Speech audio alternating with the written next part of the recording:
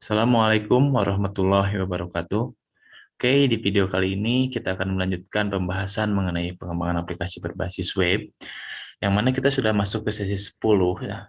Kita masuk ke pembahasan dari MVC atau kita mengenal dengan model, view, dan control atau controller ya.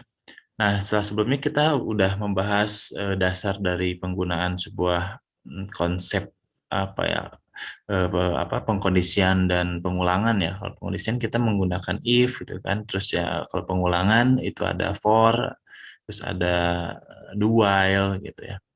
Nah, di sini eh, MVC ini banyak sekali digunakan di framework-framework atau di pengembangan web ya. Sekarang di industri banyaknya yang menggunakan MVC atau istilahnya oriented programming, object oriented programming.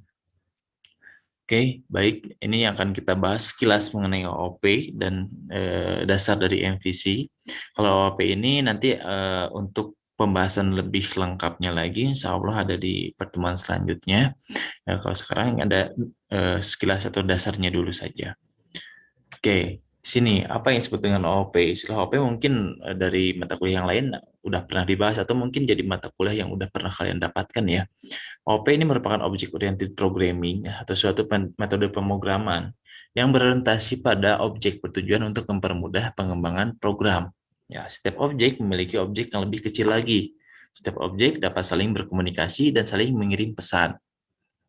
Berarti di sini sebuah permasalahan ya atau eh, kita sebut sebagai apa entitas dari permasalahan itu dianggap sebagai sebuah objek. Contohnya misalkan kalau kita mau membuat sebuah aplikasi dari akademik misalkan ya di kampus ya, aplikasi akademik. Nah, di sana kan ada eh, objek ya berupa mahasiswa, adanya dosen dan itu juga disebut sebagai permasalahan ya di mana kita perlu mendata mahasiswa, kita perlu mendata dosen gitu. Nah, dari data-data tersebut atau dari objek mahasiswa dan objek dosen itu mereka bisa saling berkomunikasi, saling bertukar pesan, saling bertukar data, misalkan saling mengirim data.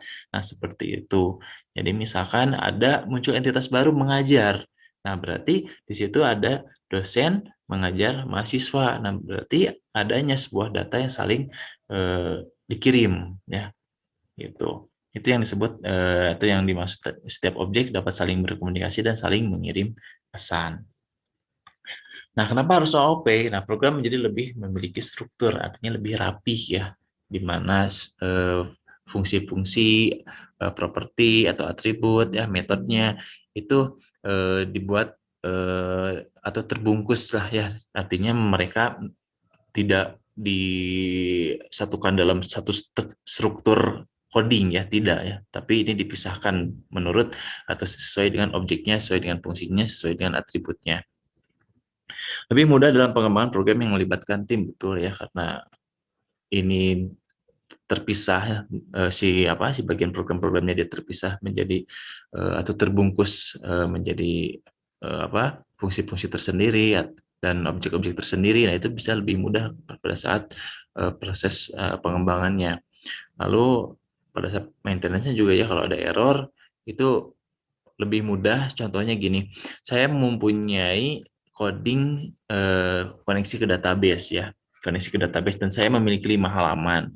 Dari 5 halaman itu saya membutuhkan koneksi ke database ya. Berarti kita harus masukkan tuh setiap codingan koneksi ke database-nya ke semua halaman itu, ke 5 halaman itu ya.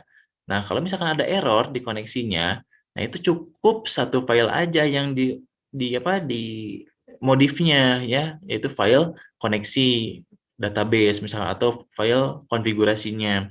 Otomatis yang 5 halaman itu tinggal memanggil saja si metode itu ya, metode untuk koneksi ke database gitu ya. Jadi cukup satu file yang dimodifnya, tidak perlu harus setiap halaman kelima halaman itu yang menggunakan koneksi ke database, tidak perlu gitu. Nah, itu salah satu manfaat dari konsep object oriented programming atau istilahnya reusable code ya, penggunaan ulang kode tanpa menulis keseluruhan kode programnya.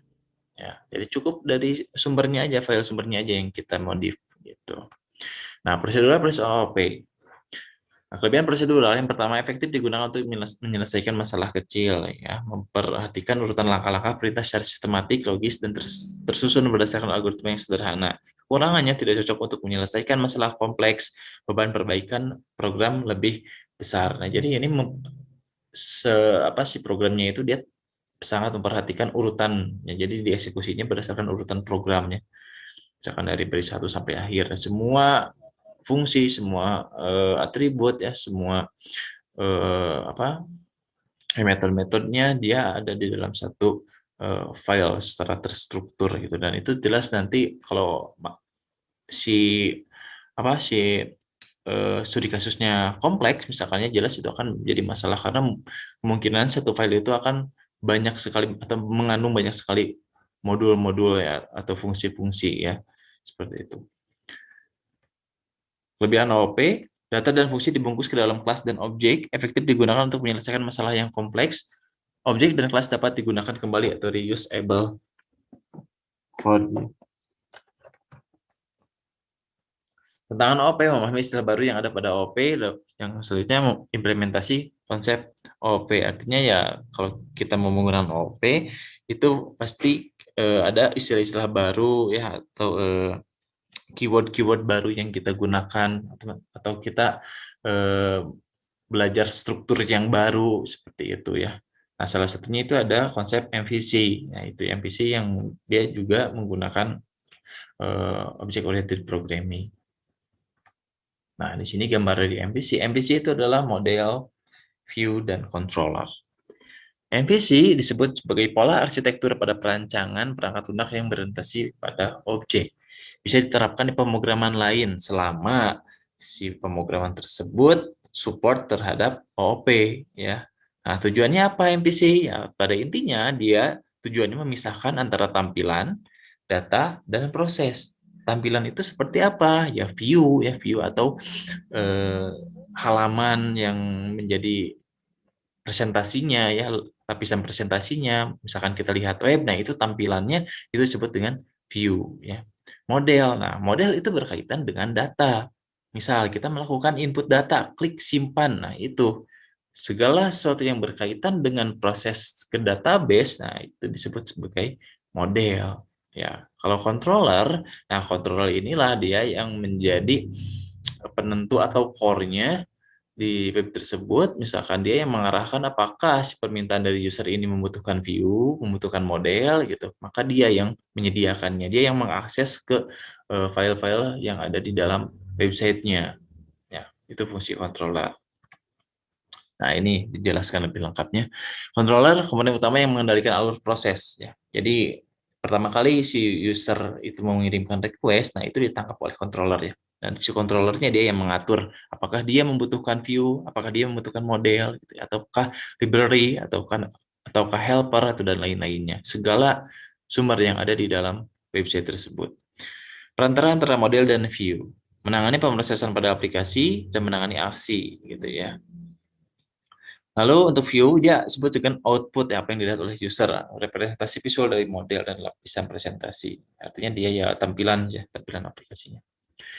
Lalu model representasi pengetahuan, mengolah data, dan logika bisnis tadi berkaitan dengan bagaimana semua data itu disimpan, diedit, atau ditampilkan. Nah, itulah disebut dengan model. Nah, kenapa harus menggunakan MVC? Yang pertama, yaitu organisasi dan struktur kode. Nah, berarti dengan menggunakan MVC, semua file-file yang ada di dalam website itu dia menjadi terorganisir dengan baik atau rapi lah istilahnya. Karena apa?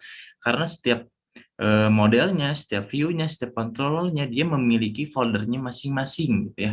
Dia tidak disatukan dalam satu folder semuanya gitu ya. Dia modelnya, view-nya, control-nya dia dalam satu folder yang sama. Nah, itu kan akan lumayan menyulitkan juga ketika proses pencarian file tersebut, ya.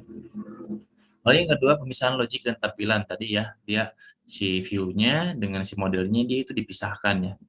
Tidak dalam satu file PHP misalkan, ya. Itu perawatan kode menjadi lebih baik dan lebih mudah. Implementasi konsep OOP, betul sekali, ya. MVC itu core-nya itu ya konsep OOP, ya. Dan yang terakhir banyak digunakan oleh web application framework lain seperti Codeinator dan Laravel atau framework yang lainnya. Nah, di sini saya ngambil contoh atau alur dari MVC dan ini diambil dari Codeinator 3.1.11 documentation, di mana di sini itu lengkapnya di sini ya di dalam akses ke indeks itu ya itu ada routing ya. Nah, routing ini menentukan bagian mana yang akan diakses atau kontroler mana yang akan diakses gitu. Lalu dari permintaan tersebut masuk ke security, artinya di sini dia dicek dulu tuh ya, dibersihkan permintaan yang dikirimnya apabila ada sesuatu yang jahat di URL-nya atau misalkan ada upaya hacking misalkan ya. Nah, kalau oke, baru misalkan oh iya kontrol ini loh, kontrol A misalkan ya, dia yang bisa menangani request ini gitu ya. Nah, baru sama kontrolernya dia dicek apakah request-nya dari user itu dia membutuhkan model, membutuhkan libraries, membutuhkan helpers, plugin, atau script misalkan ya. Nah, kalau misalkan sudah sesuai dengan permintaan, maka dia akan dikirimkan ke view. Nah, lalu di view itu dia disimpan ke caching. Nah, caching ini dia fungsinya ya untuk menyimpan apa ya, temporary file atau misalkan ketika kita sudah mengunjungi website tersebut, nah itu si tampilannya dia disimpan ke dalam istilahnya caching ya. Berarti ketika kita membuka kembali itu tidak akan terlalu berat dalam proses loadingnya karena dia itu sudah disimpan sebelumnya.